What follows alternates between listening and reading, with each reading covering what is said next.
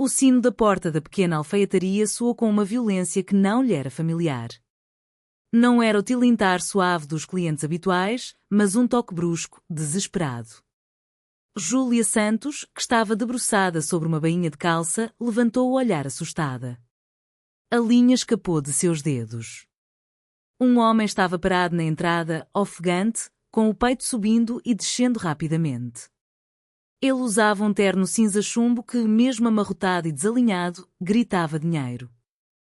Seu cabelo escuro estava um caos e, em seu rosto pálido, os olhos castanhos estavam arregalados de pânico.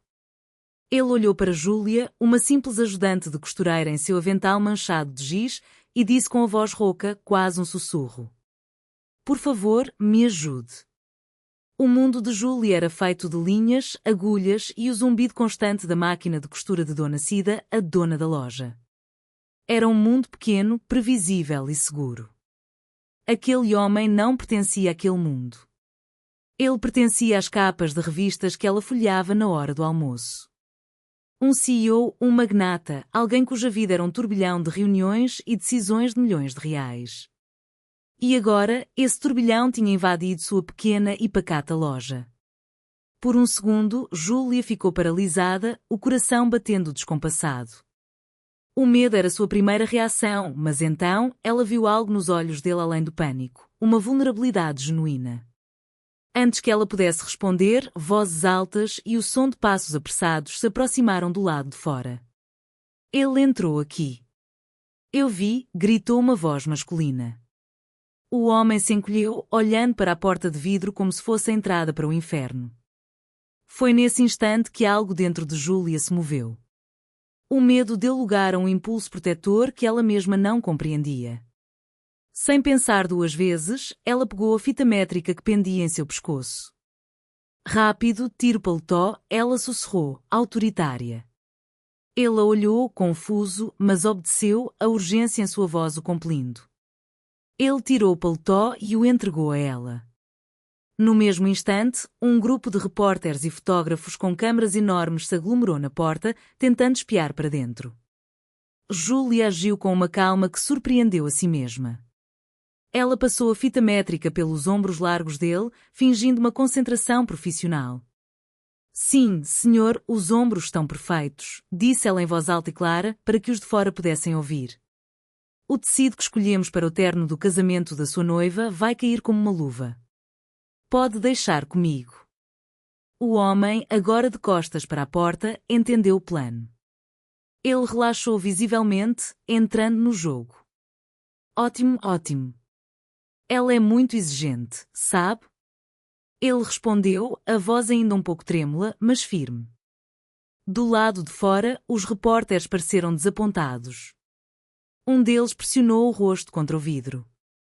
Júlia o encarou com um olhar severo, de quem foi interrompida em meio a um trabalho importante. "Com licença, meu cliente precisa de privacidade", ela disse, fazendo um gesto para que se afastassem. Murmurando entre si, frustrados por terem perdido a presa, eles começaram a se dispersar.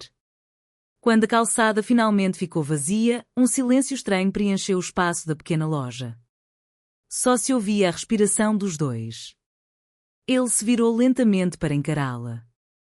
O pânico em seus olhos havia sido substituído por uma mistura de alívio e admiração. "Você foi incrível", ele disse, a voz baixa e sincera. "Obrigado. De verdade." "Eles já foram?" Júlia perguntou, o coração ainda martelando contra as costelas. Ela se sentia tonta com a própria audácia. "Sim. Foram." Ele passou a mão pelo cabelo, tentando arrumá-lo.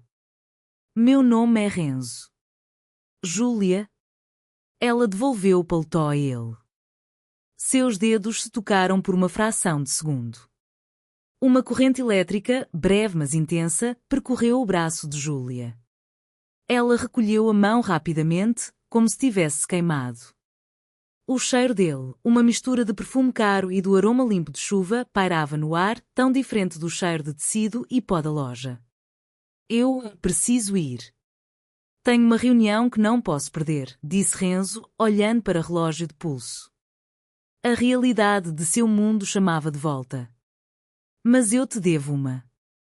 Mais do que uma. Ele vestiu o paletó, ajeitou a gravata e, por um instante, voltou a ser o homem imponente das revistas. Mas quando seus olhos encontraram os de Júlia, a fachada perfeita rachou um pouco, revelando o homem vulnerável de minutos atrás. Eu vou te recompensar por isso. Não precisa, Júlia disse, balançando a cabeça. Eu só ajudei. Qualquer um faria o mesmo.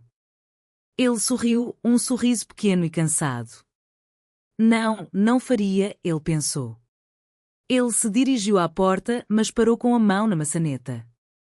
Olhou para trás uma última vez, como se quisesse memorizar o rosto dela, o pequeno e improvável santuário que o havia protegido. Adeus, Júlia. E então ele se foi. Tão rápido quando chegou. Júlia ficou parada no meio da loja, sentindo o vazio que ele deixou. O zumbido da máquina de costura parecia alto demais agora. Ela se sentia estranhamente exposta, como se a vida dela, antes tão simples, tivesse sido tocada por algo grande e complicado demais. Ela olhou para o chão, tentando encontrar o fio que havia deixado cair. Foi quando viu algo brilhando perto do balcão. Ela se abaixou e pegou o objeto. Era pequeno, pesado e frio em sua mão. Uma abotoadura de ouro.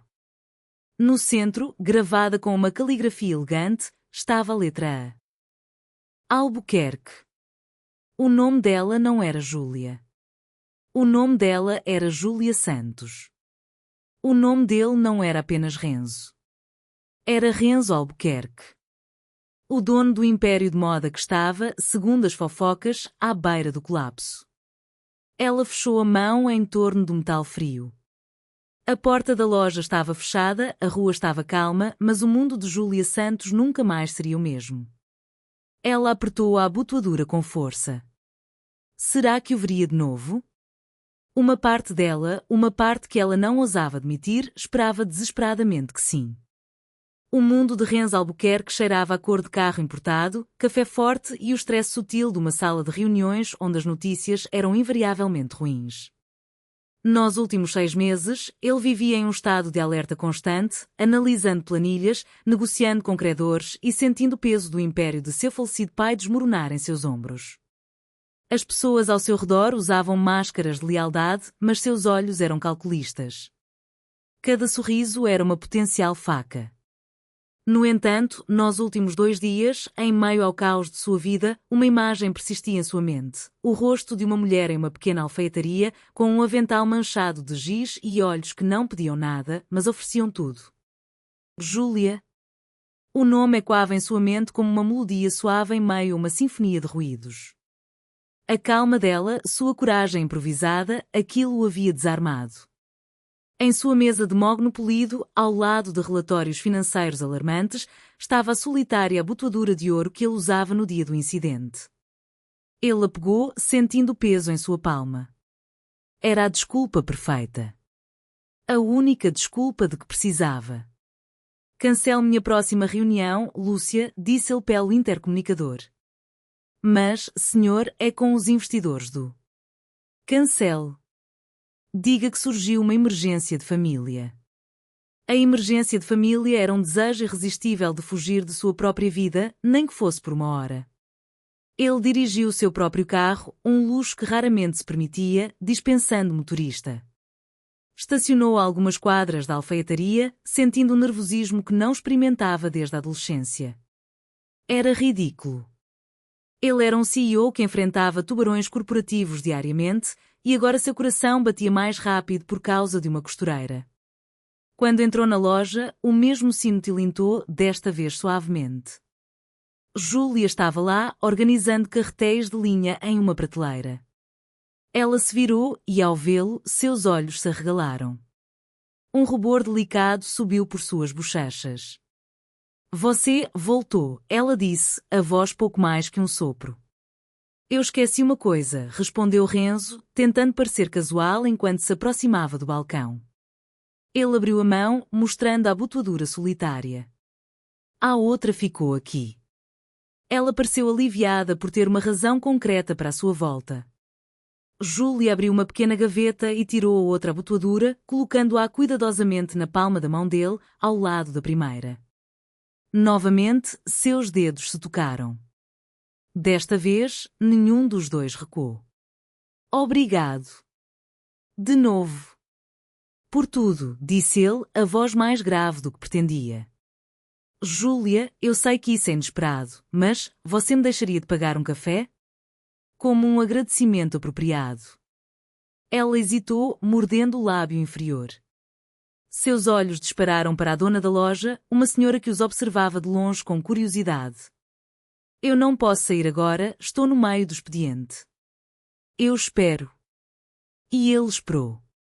Por 45 minutos, ele ficou sentado em um pequeno banco perto da entrada, fingindo ler e-mails no celular, mas na verdade observando-a a trabalhar. A maneira como suas mãos se moviam com precisão e delicadeza, a forma como ela se concentrava. Havia uma dignidade em seu trabalho que ele achava fascinante. Eles foram a uma padaria simples na esquina. O cheiro de pão fresco e café passado era reconfortante. Sentados em uma mesa de plástico, eles eram apenas um homem e uma mulher, não um CEO e uma costureira. Ele ouviu falar sobre seu sonho de ter um ateliê próprio, um lugar onde ela pudesse criar suas próprias peças, não apenas consertar as dos outros. A paixão em sua voz era contagiante. E você? Ela perguntou, genuinamente curiosa. O que um homem como você faz quando não está fugindo de repórteres? Renzo deu um sorriso amargo. Eu tento impedir que o navio afunde. O navio que meu pai construiu. Ele não entrou em detalhes sobre a sabotagem, a traição que o deixara desconfiado de todos. Mas com Júlia, pela primeira vez, ele sentiu que podia baixar a guarda, nem que fosse um pouco. Ela não o olhava com pena ou admiração por seu status. Ela o olhava como uma pessoa. Aquele café se transformou em encontros secretos nas semanas seguintes. Um passeio no Parque Ibirapuera em uma tarde de terça-feira, um sorvete compartilhado em uma rua movimentada, conversas por mensagens de texto em um celular pré-pago que ele comprara só para falar com ela. Júlia era seu oásis, seu refúgio secreto de um mundo que só exigia, sugava e julgava. Com ela, ele podia respirar. Mas cada vez que voltava para casa, a realidade o atingia como um muro de concreto. A mansão dos Albuquerque era um palácio frio, governado por sua mãe, Dona Leonor. Uma noite, ele chegou mais tarde do que o habitual, o sorriso de seu encontro com Júlia ainda nos lábios. Ele a encontrou na sala de estar, sentada em sua poltrona de veludo, impecável em seu vestido de seda. Renzo, querido. Onde você estava? A pergunta era casual, mas seus olhos eram afiados, analíticos. Resolvendo alguns problemas da empresa, mãe. Reuniões tardias, ele mentiu, odiando o gosto da mentira na boca. Você parece diferente. Distraído. Espero que esteja focado no que importa. A família Prado ligou hoje. Isabela manda lembranças. O pai dela está muito disposto a nos ajudar a superar esta fase. Renzo sentiu um calafrio. Isabela Prado. A união perfeita no papel, a aliança de negócios que sua mãe desejava mais do que tudo. Mãe, já conversamos sobre isso. Estou apenas pensando no legado de seu pai, meu filho. E no seu futuro. Mais tarde naquela noite, deitada em sua cama, o celular secreto vibrou. Era uma mensagem de Júlia. Boa noite. Espero que seu dia tenha terminado bem. Cara sorridente com olhos sorridente. Um sorriso genuíno iluminou o rosto de Renzo. Ele começou a digitar uma resposta, o coração mais leve, quando ouviu passos se aproximando de seu quarto. Em pânico, ele desligou a tela do celular e o enfiou debaixo do travesseiro, segundos antes de sua mãe bater e entrar. Só vim te dar boa noite, disse ela, o olhar percorrendo o quarto. Durma bem, querido. Você precisa estar descansado para os desafios da manhã. Ele prendeu a respiração até ela fechar a porta. Aquele pequeno incidente o fez perceber o quão perigoso era o jogo que estava jogando. Ele vivia em dois mundos que jamais poderiam se encontrar. Enquanto isso, em outra parte da casa, o motorista da família, um homem que servia aos Albuquerque há mais de 30 anos, estava parado respeitosamente diante de Dona Leonor. O menino Renzo tem-me dispensado com frequência, Dona Leonor, disse ele, a voz baixa e neutra. Mas eu o vi algumas vezes. Ele tem ido a um bairro modesto, perto da Praça da Liberdade. Sozinho. Dona Leonor não moveu um músculo, seu rosto uma máscara de porcelana fria. Mas seus olhos, antes apenas afiados, agora se estreitaram. Uma linha fina se formou entre suas sobrancelhas perfeitamente arqueadas. A semente da suspeita havia sido plantada em solo fértil. As semanas que se seguiram foram um sonho febril para Júlia. Durante o dia, ela era a costureira, a ajudante de Dona Cida, vivendo em seu mundo de tecidos e linhas. Mas à noite, ou em escapadas secretas durante a tarde, ela pertencia a Renzo. E ele a ela. A felicidade era um segredo quente que ela guardava no peito, um segredo que a fazia sorrir para o nada e sentir o coração flutuar. Ela se permitiu acreditar que talvez, apenas talvez, dois mundos tão diferentes pudessem realmente se encontrar. Essa doce ilusão se quebrou em uma tarde chuvosa de terça-feira. O sino da porta soou, mas desta vez, não era o toque apressado de Renzo nem o tilintar familiar dos clientes. Foi um som deliberado, régio. Júlia levantou o olhar do vestido em que trabalhava e sentiu o ar em seus pulmões congelar. Uma mulher estava parada na entrada, segurando um guarda-chuva preto com elegância. Ela era alta, com os cabelos prateados presos em um coque impecável, sem um único fio fora do lugar. Usava um casaco de lã bege que provavelmente custava mais do que Júlia ganhava em um ano. Seu rosto era uma obra de arte clássica, de uma beleza fria e imponente. Júlia não precisou que ninguém a apresentasse. Ela já tinha visto aquele rosto em fotos, ao lado de Renzo, em colunas sociais. Era Dona Leonor Albuquerque. O perfume dela, caro e floral, invadiu a pequena loja, sobrepujando o cheiro de tecido e poeira.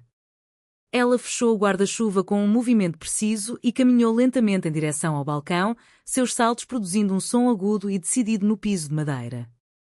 Seus olhos, da mesma cor castanha dos de Renzo, mas sem nenhum traço de calor, analisaram o lugar com um desprezo velado. Que lugar pitoresco, disse Dona Leonor, a palavra soando como um insulto educado. Júlia sentiu o sangue fugir de seu rosto. Ela engoliu em seco, as mãos de repente úmidas. Pois não, senhora? Em que posso ajudar? Dona Leonor não respondeu à pergunta. Em vez disso, ela fixou seu olhar em Júlia, um olhar que parecia atravessá-la, dissecando cada detalhe de sua aparência simples, de seu avental de trabalho, de suas unhas curtas e limpas.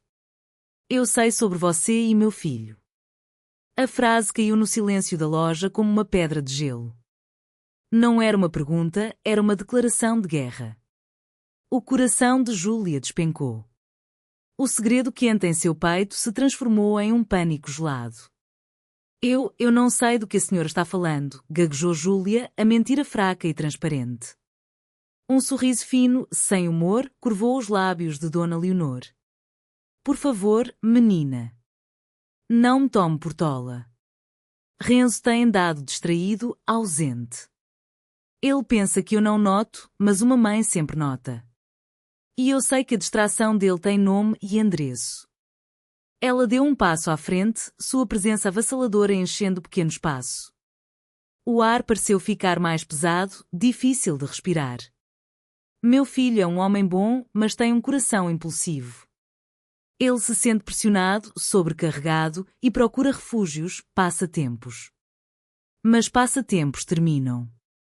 E você, minha cara, é um passatempo que ele não pode se permitir agora. Cada palavra era uma facada, desferida com a precisão de um cirurgião. Passatempo. A palavra ecoou na mente de Júlia, estilhaçando a imagem dos passeios no parque, das risadas compartilhadas, dos beijos roubados. O que nós temos é... O que vocês têm é uma fantasia, interrompeu Leonor, a voz ainda calma, mas com uma borda de aço. Uma fantasia que está colocando em risco o futuro dele, o legado da família dele. Ele pertence a um mundo de responsabilidades, de alianças. Um mundo do qual você nunca fará parte. As lágrimas queimavam os olhos de Júlia, mas ela se recusou a deixá-las cair. Ela não daria essa satisfação a ela. Dona Leonor abriu sua bolsa de couro, um gesto lento e deliberado. De dentro, tirou um talão de cheques e uma caneta de ouro. Com uma caligrafia elegante, ela preencheu uma folha, o som da caneta no papel arranhando os nervos de Júlia. Ela destacou o cheque e o empurrou sobre o balcão. Eu imagino que isso seja suficiente para você começar de novo. Em outro lugar. Longe dele, considere isso um investimento no seu futuro. E no dele? Júlia olhou para o cheque. A quantia escrita ali a fez ofegar. Era mais dinheiro do que ela já tinha visto na vida. O suficiente para abrir seu ateliê, cuidar de sua família por anos. Era a solução para todos os seus problemas materiais. E a destruição de sua alma. Naquele momento, algo mudou dentro de Júlia. A humilhação deu lugar a uma fúria fria e silenciosa. A menina assustada se endireitou.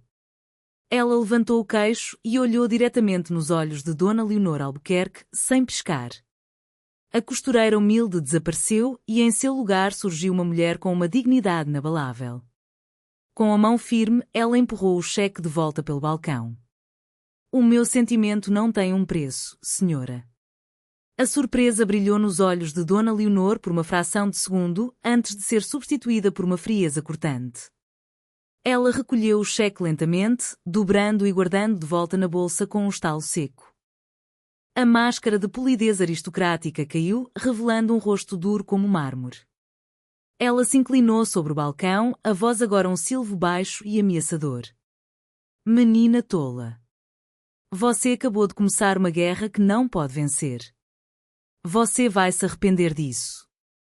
Dona Leonor se virou e saiu da loja com a mesma elegância com que entrou, deixando para trás um silêncio pesado e o cheiro de seu perfume caro.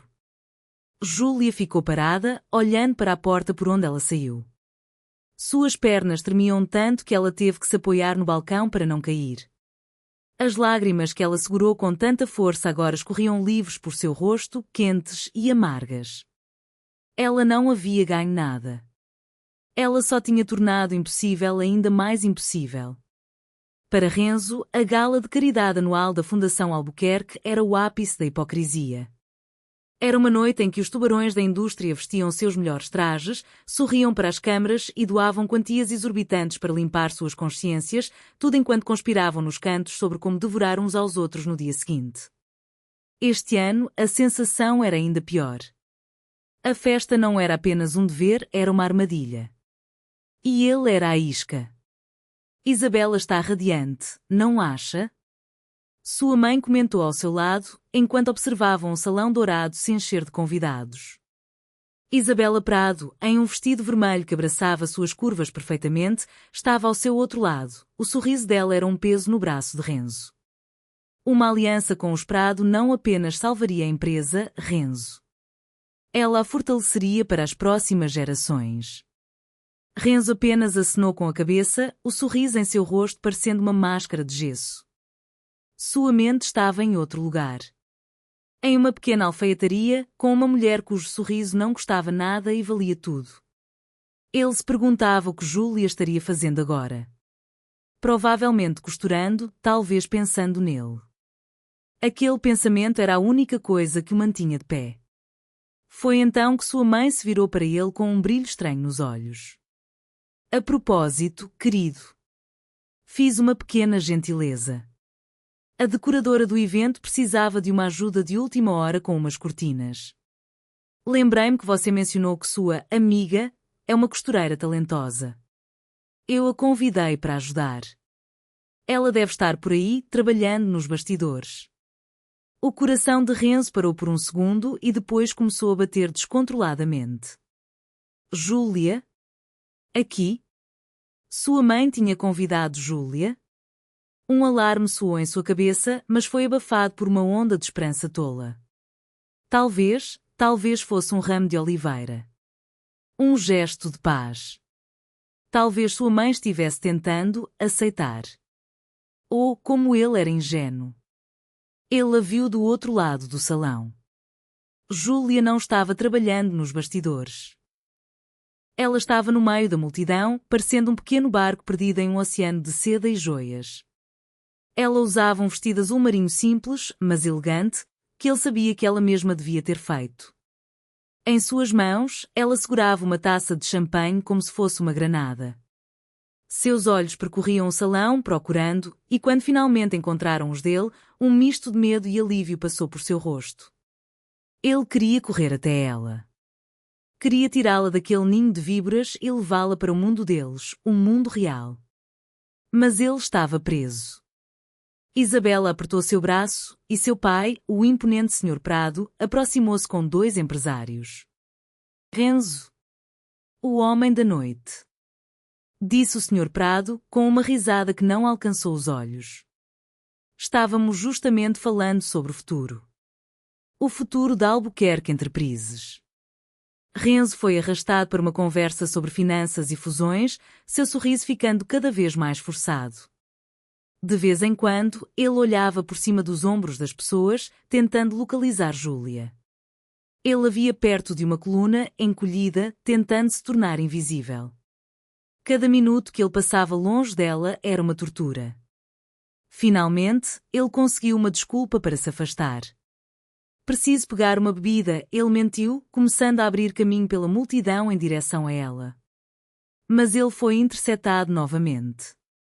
Desta vez, pelo Sr. Prado, sozinho. Um momento, rapaz, disse o homem mais velho, sua voz baixa e séria. Gosto de você.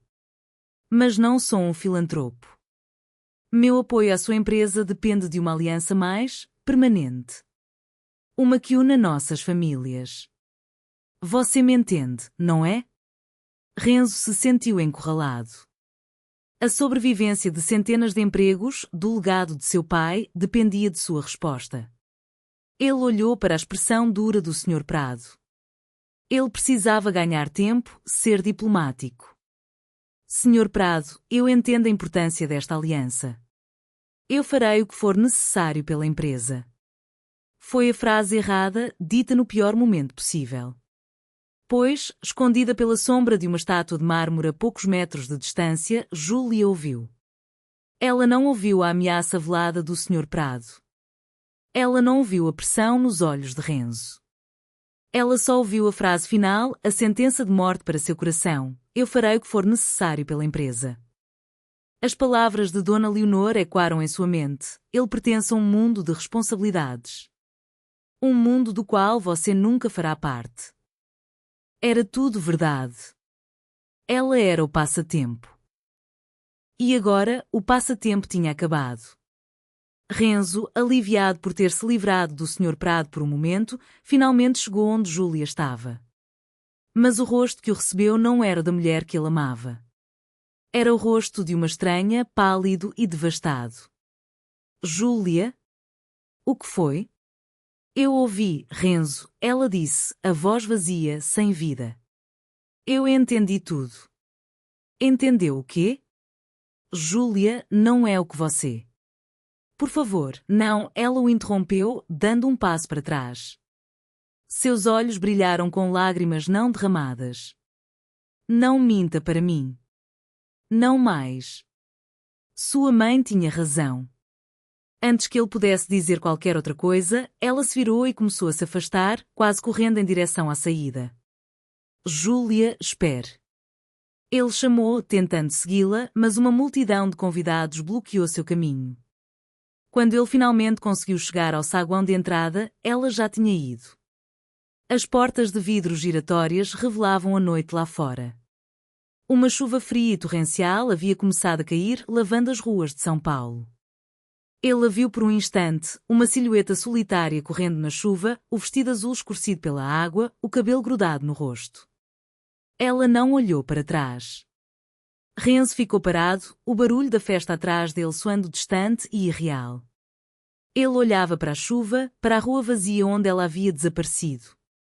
A armadilha de sua mãe não tinha apenas funcionado, ela tinha sido perfeita.